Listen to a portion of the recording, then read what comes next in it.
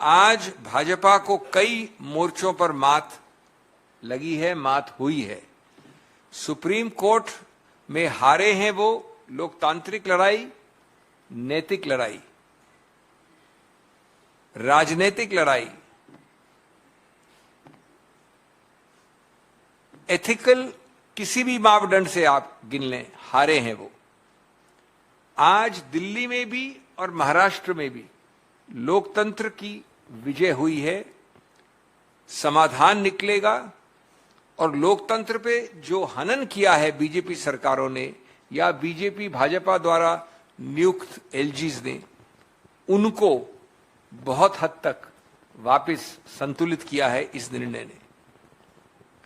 भाजपा ने जो संघवाद पे सीधा हमला मचाया है दिल्ली में, उसको वापस संतुलित किया गया है। एलजी और गवर्नर्स के रोल, एलजी दिल्ली में, गवर्नर महाराष्ट्र में, उनके रोल पे एक बहुत बड़ा प्रश्न चिन्ह लगा है। भाजपा के कहने पे, भाजपा के आदेश पे। आज इन सब चीजों से लोकतंत्र को किस प्रकार नहीं चलाना चाहिए, भाजपा की उस प्रवृत्ति को एक्सपोज किया गया है। और एक प्रकार से एक बहुत उच्चतम स्तर पे भाजपा के एंटिक्स को, उनके मजाकिया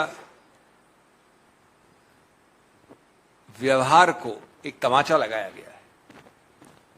दोस्तों, मेरा सौभाग्य था कि मैं इन दोनों केसेस में मैंने पैरवी की थी। जहां तक महाराष्ट्र का सवाल है, मैं आपको बताना चाहता हूं कि जो भी महत्वपूर्ण निष्कर्ष हैं कानूनी उस निर्णय में, वो पक्ष के पक्ष में है। जिन्होंने याचिका दी है उनके पक्ष में है। क्या बचा है इसके बाद?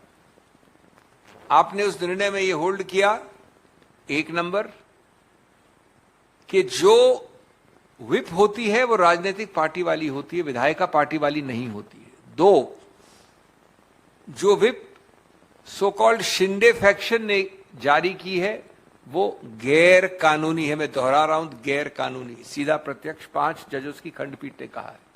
नंबर 3, जो माननीय स्पीकर, और आप स्पीकर की बात कर रहे हैं, सो कॉल्ड शिंदे फैक्शन को वैध माना है, उनको रिकॉग्नाइज किया है, वो पूरी तरह से गैर कानूनी है, असंवैधानिक है।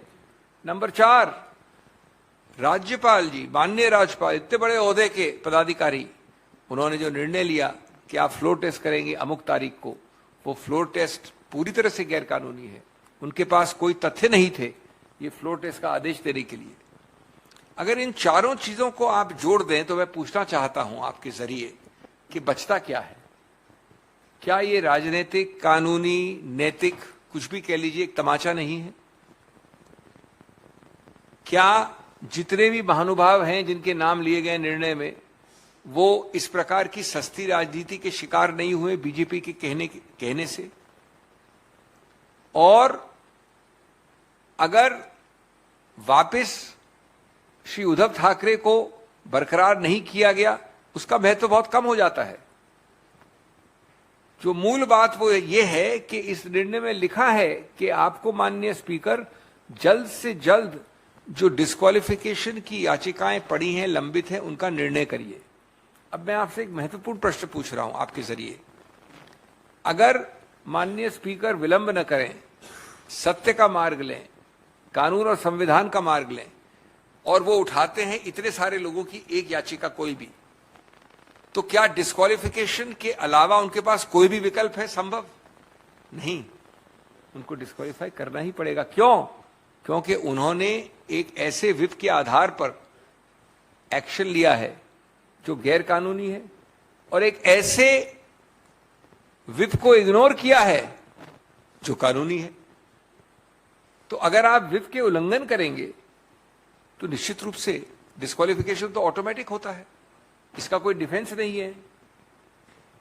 इसलिए मैं आपको एक भविष्यवाणी कर सकता हूं कि जो चाल चरित्र चेहरा आपने बीजेपी सरकारों का और बीजेपी के आदेश देने वाले उच्च पदाधिकारियों का देखा है,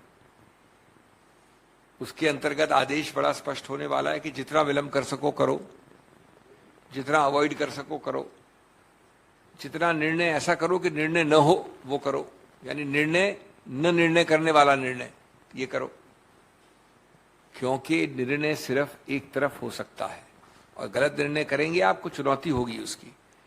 ये दुर्भाग्य है इस देश का, लेकिन मैं चाहूंगा कि मेरी भविष्यवाणी गलत हो।